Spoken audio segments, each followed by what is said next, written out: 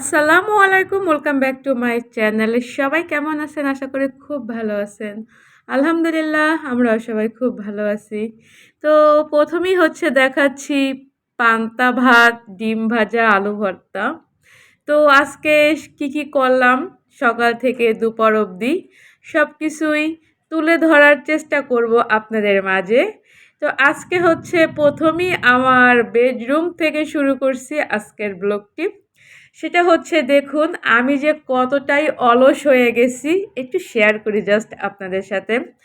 এখন তো ১০টার মতো বেজে গেছে। তো মিনা আসে, মিনা আসার পরে ঘুম থেকে ওঠা হলো।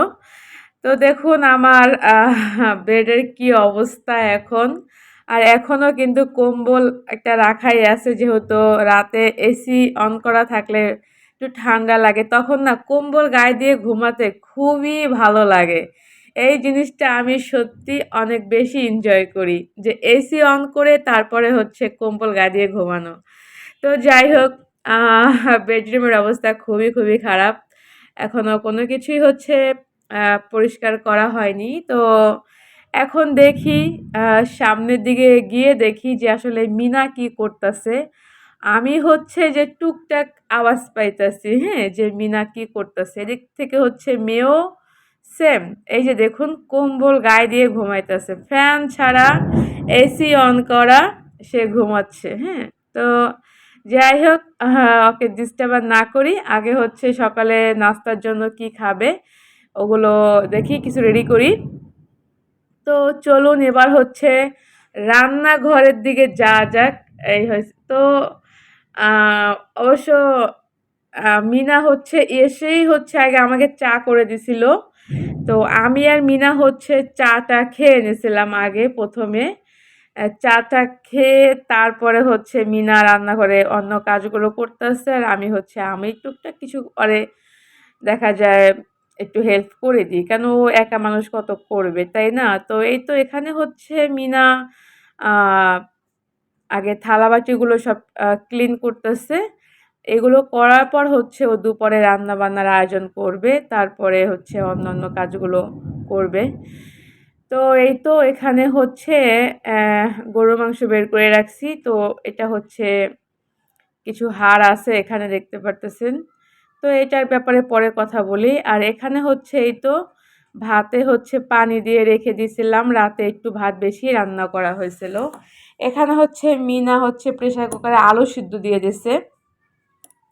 তো আমার মেয়ে বলছে যে ও আলু ভর্তা, ডিম ভাজা দিয়ে ভাত খাবে, পানি ভাত। হ্যাঁ, তো ও আসলে পহেলা বৈশাখে যে মিনা ওকে করে খাওয়াইছে, সেই জন্য ও খুব মজা পাইছে। তো এবার মজা পাওয়ার পরে এখন আজকেও সেম। তো যাই হোক, মিনা করে দেবে বলছে ওকে। তো মিনা আসলে খুবই লক্ষ্মী একটি মেয়ে। সত্যিও ওকে অনেক বেশি ভালো লাগে। তো যাই হোক, এবার মিনাকে আর ডিস্টার্ব না করি। এদিক থেকে না খুব সুন্দর পশ্চিমে যে বাতাস, এটা মানে পুরা একদম আমার বাসার ভিতরে ঢুকতেছে। আর দেখতেই পারতেছেন যে গাছগুলো খুব সুন্দর দোল খাচ্ছে। তো আসলে অনেক বেশি বাতাস আজকে আসলে যেভাবে বাতাস মনে হচ্ছে যে বৃষ্টিও হতে পারে। তো যাই হোক, ভালোই লাগতেছে এখানে। আমার গাছগুলো যে খুব দোল খাচ্ছে, এটা দেখে সত্যি আমার বেশি ভালো লাগতেছে। তো আসলে এই যে সুন্দর গাছপালা, আর কয়েকটা দিন হয়তো দেখতে পারবো, তারপর আর দেখতে পারবো না। নদীর পানি, এই তো আষাঢ় মাস চলে আসতেছে, নদীর পানিও আর দেখতে পারবো না, খুব বেশি মিস করব। আসলে আমার বাসার একদম কাছেই নদী, কিন্তু তারপরও আমার তেমন একটা যাওয়া হয় না। তো এই তো এবার চলে আসলাম ফ্রিজের কাছে, দেখি আজকে একটু কি সবজি রান্না করব। তো এখানে কিছু করলা আছে, করলাগুলো খুব ভালো ফ্রেশ ছিল, সাভারের করলা। তো সব কিছু আমার হাজব্যান্ড এনে দিয়ে গেছিল। আসলে আমার হাজব্যান্ড এমন একটা মানুষ, আমি আপনাদেরকে যতভাবেই বলি না কেন বলে শেষ করতে পারবো না, বা বোঝাতে পারবো না যে সে কতটাই আমাদের প্রতি তার খেয়াল থাকে। যে আসলে সে বাহিরে গেলে যে আমি কয়েকটা দিন যে আমি কি সবজি খাবো বা কি, সেই জন্য সে ভাগ ভাগ করে বিভিন্ন রকমের সবজি আমাকে এনে দিয়ে যায়। তো অনেক সবজি ফ্রিজে আছে, ফুলকপি, পাতাকপি, পেঁপে, গাজর, তারপর হচ্ছে জালি, টমেটো, আরও কিছু ছিল, আমি আমার ছোট বোনকে দিয়ে দিছি যে নিয়ে যাও, এগুলো তো নষ্ট হয়ে যাবে। কারণ মেয়ে হচ্ছে তেমন একটা সবজি খায় না, আমি আর একা কত সবজি খাবো। এর ভিতরে হচ্ছে দেখুন বাসায় আমি হচ্ছে লেবুর পুরো বাজার বয়ে ফেলছি, হ্যাঁ? যে লেবুর বাজার হবে, হ্যাঁ? এমন একটা অবস্থা। তো এই যে দেখতে পারতেছেন এখানে হচ্ছে একটা প্লাস্টিকের জারে অনেক লেবু রাখা আছে।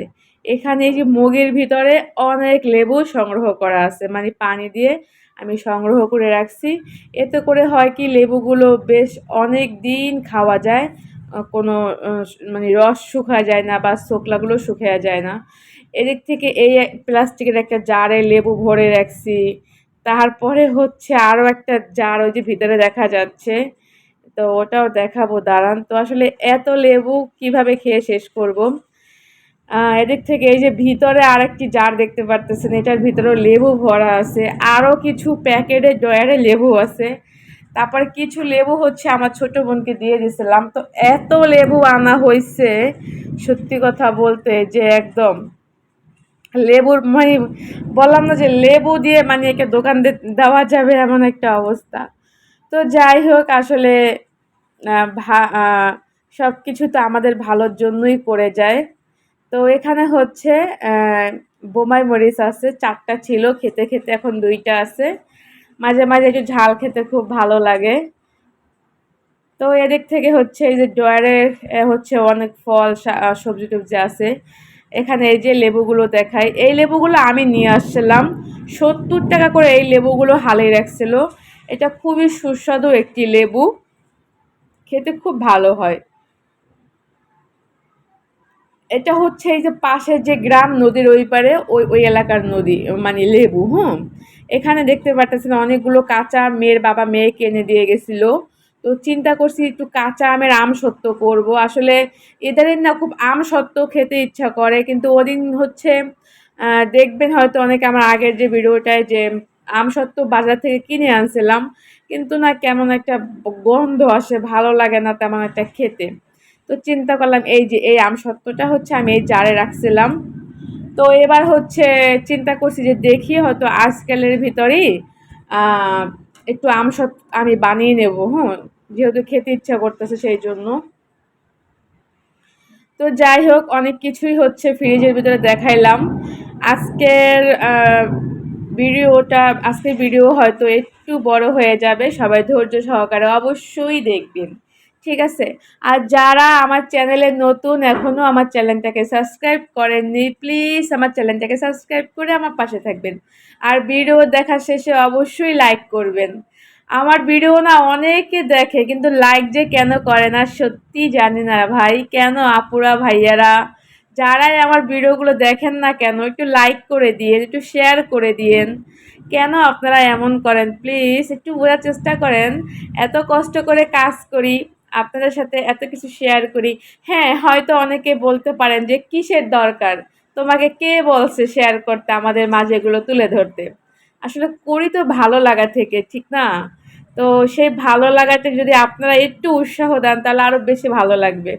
তো আশা করি যারা আমার মানে কন্টিনিউ আমার ভিডিওগুলো যারা দেখেন তারা তো অবশ্যই আমার সঙ্গে আছেন, আর যারা মাঝে মাঝে দেখে আবার চলে যান আশা করি তারাও নিয়মিত দেখবেন, অবশ্যই লাইক কমেন্ট করবেন, শেয়ার করবেন।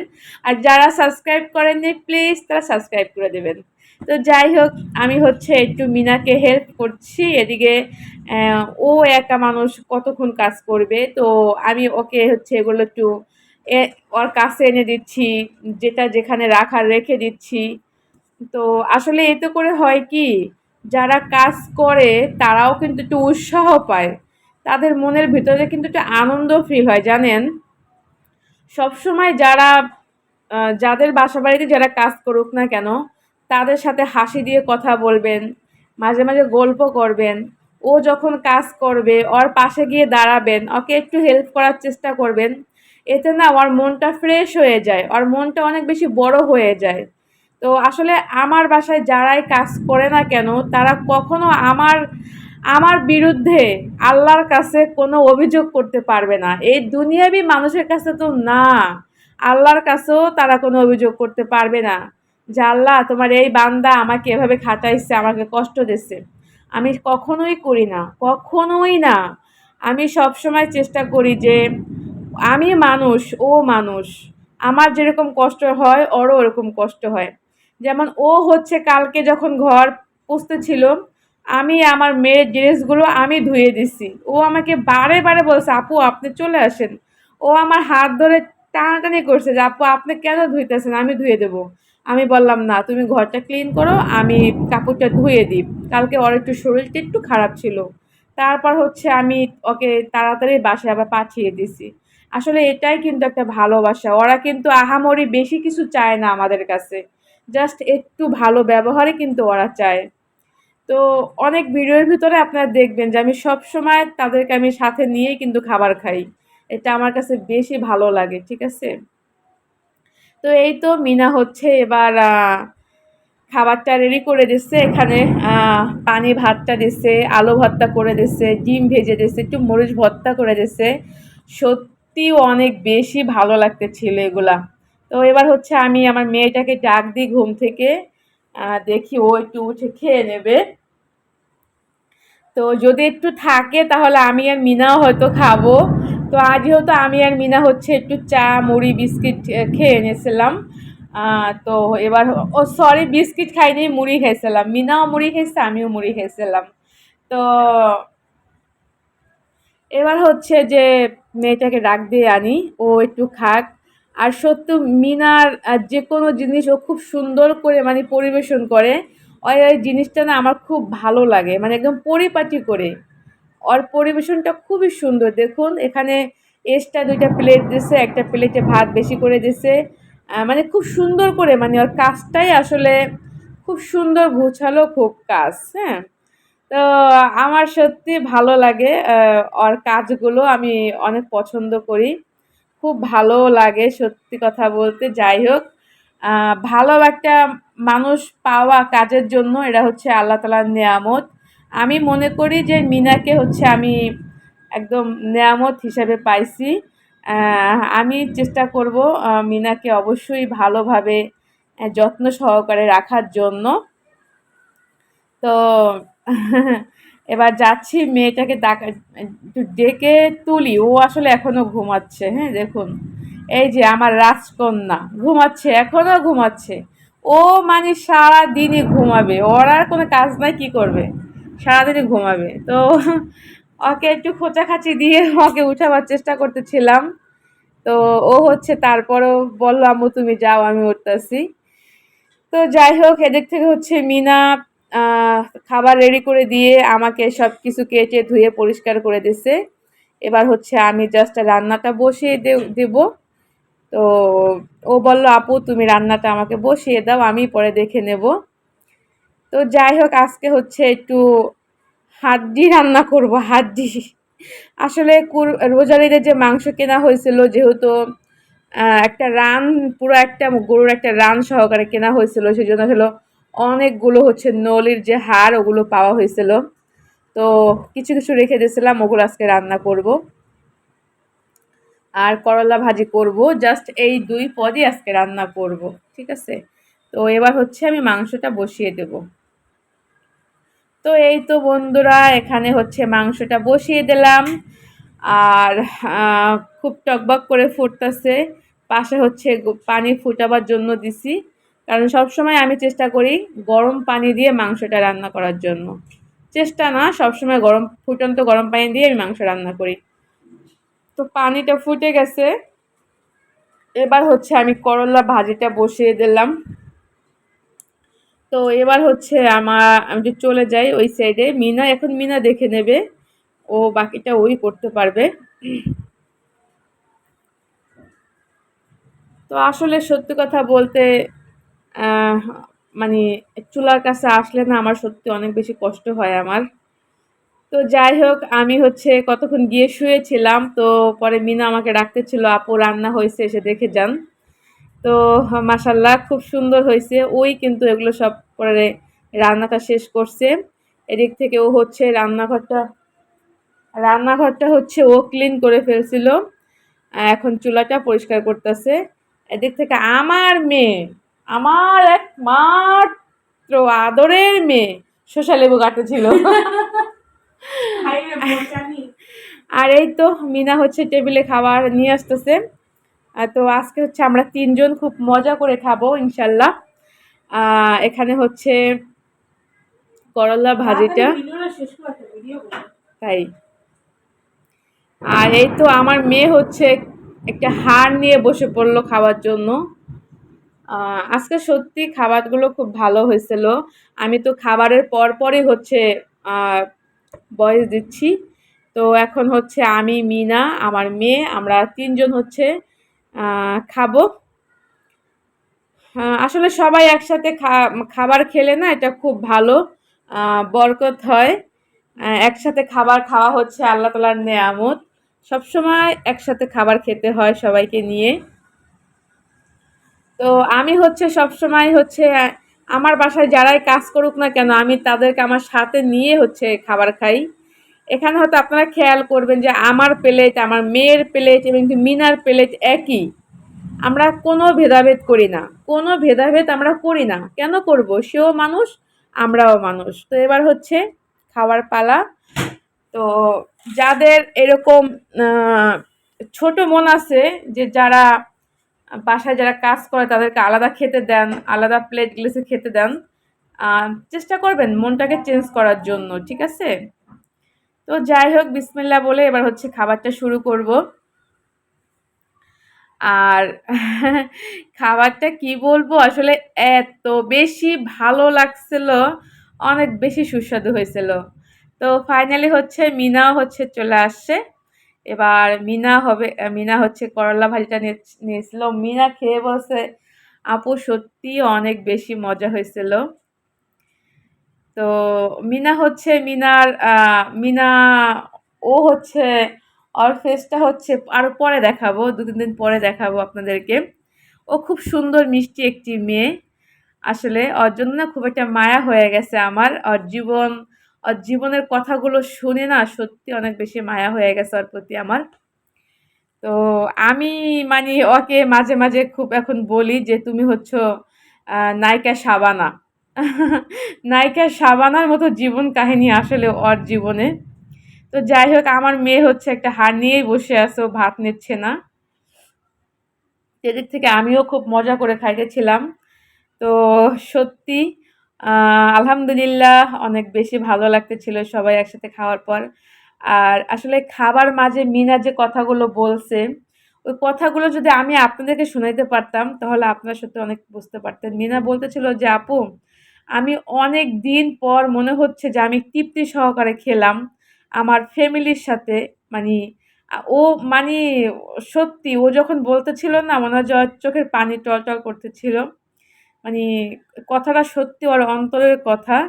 তো এখন হচ্ছে আমরা সবাই হাড় খাচ্ছি, হাড্ডি খাচ্ছি। মিনা একটা হাড় নিয়ে নিচ্ছি মিনাকে। আমি একটা নিছি, আমার মেয়ে হচ্ছে একটা খেয়ে শেষ করে আরেকটা নেছে। তারপরে হচ্ছে এখানে দেখুন মিনা হচ্ছে আমাকে আবার একটা হাড় এনে দিয়েছে, বলছে, "আপু তুমিও খাও।" সত্যি এই যে সময় যে একটা আনন্দ, এটা সত্যি অনেক বেশি মানি ভালো লাগছে। তো কেমন লাগলো অবশ্যই